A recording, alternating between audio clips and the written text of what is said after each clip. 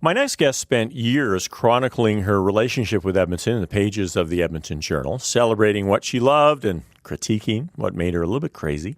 Well, now Paula Simons represents our city and province in the Canadian Senate. She joined me on stage at Mark After Dark on Wednesday night to share her love letter to Edmonton. There are so many moments when it is so easy to love Edmonton. When you're walking through the Heritage Festival on a warm August afternoon, as the rhythms of the Irish step dancers meld with the K-pop from the nearby Korean tent, while you wash down your Croatian lamb with spicy ginger beer from the Liberian pavilion. When you're hiking through Mill Creek Ravine at night, dazzled by the artful light sculptures of the Canoe Vallon, mesmerized by the chanting of Cree drummers in the darkness.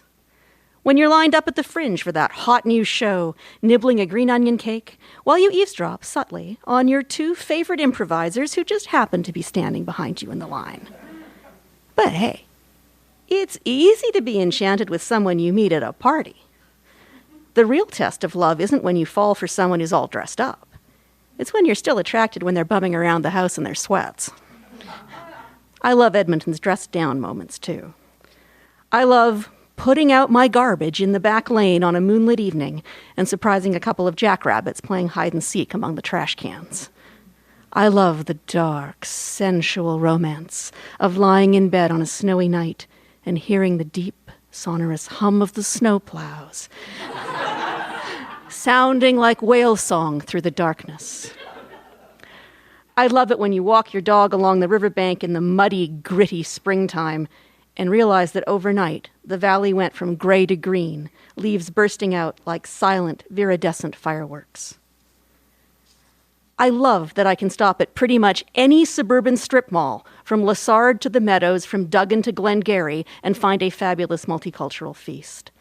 And I confess, I sort of love that even though I want to show my out-of-town guests jewels like the Aga Khan Garden or the new Royal Alberta Museum, what they want to see first is West Edmonton Mall. I love that we are a chosen city, built by those who could have gone anywhere, including Nanaimo, but who made a deliberate choice to stay. And I love that we are finally, if belatedly, recognizing that here in Amiskwichi, we are all treaty people. But I love most of all that this is my home, my birthplace, and my chosen place. So when people ask me if I'm moving to Ottawa, I tell them this: Ottawa is where I work. Edmonton is where my life is, with all the Edmontonians I love. Lovely. So you are in a long-term relationship with Edmonton. I'm in a very long-term. It was a monogamous relationship, but I guess now it's slightly more open. Oh. All right. Now I'm seeing Ottawa on the side. Okay, good. Well, we'll be fine with that. So what part of the city did you grow up in? I grew up in Parkview Valley View, sort of up the hill from the zoo. West End. West End, went to Parkview Elementary. Yeah. So back in the day when it was the north side, south side, West End, that was Edmonton. That was right? Edmonton, yeah. Now it's so different now because it's expanded so far out. Well, it's funny. I had many requests for Read-In Week this year, and I couldn't get to them all. So I'm sort of trying to catch up for some this week. So today I was in, I don't even know what you call the neighborhood, where Archbishop McNeil is. Oh, way in the west. Way in the southwest. Yeah. And then I was in Duggan, and I remember thinking, I was at Steinauer School. I remember when Steinauer and Ermineskin were like way in the south, and now they're practically downtown. I mean, when my family moved to Parkview, my parents would have bought their house in 1964. I mean, that was the end. That was the end of Edmonton. Right. And now, I think realtors market that as minutes to downtown. Mm. Now, you get the opportunity to travel quite a bit in your new job, and you're moving around the country. What do you tell people about Edmonton? Because they must ask you. It's fine.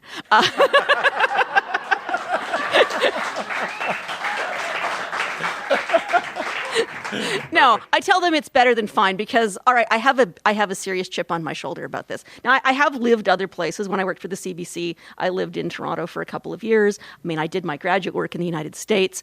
But now that I'm back, commuting back and forth to Ottawa and meeting people from across the country, I hate the fact that this is always the Cinderella city, that people say, oh, so are you from Calgary? No. No, it's a different place. It's a very different place. And I feel like a perpetual one-woman, I don't want to say fan club or booster, because that implies a certain blind... Calgarians are boosters. Edmontonians No, I am a sophisticated critic and aficionado of Edmonton. Exactly. Because I don't think people understand the extraordinary cultural diversity, the extraordinary cultural richness, the extraordinary art scene, the extraordinary entrepreneurial risk-taking talent of this place. I don't think they understand that this is a place... I mean, Calgary is a corporate town. It's a big headquarters town. This is a place where individual people launch their businesses and their dreams. This is a place where even the art scene is entrepreneurial. I mean, we're sitting in Grindstone, which is a perfect example of that. And this is a place that gives young people a chance. But, this is a community where whatever your idea is, if it's to be a fashion designer, a graphic designer, a restaurateur, a musician, you can get a start in a way that in a larger market like Vancouver or Toronto, there just aren't those opportunities. That's Senator Paula Simons, who joined us at the Grindstone on Wednesday night for our Love Letters to Edmonton.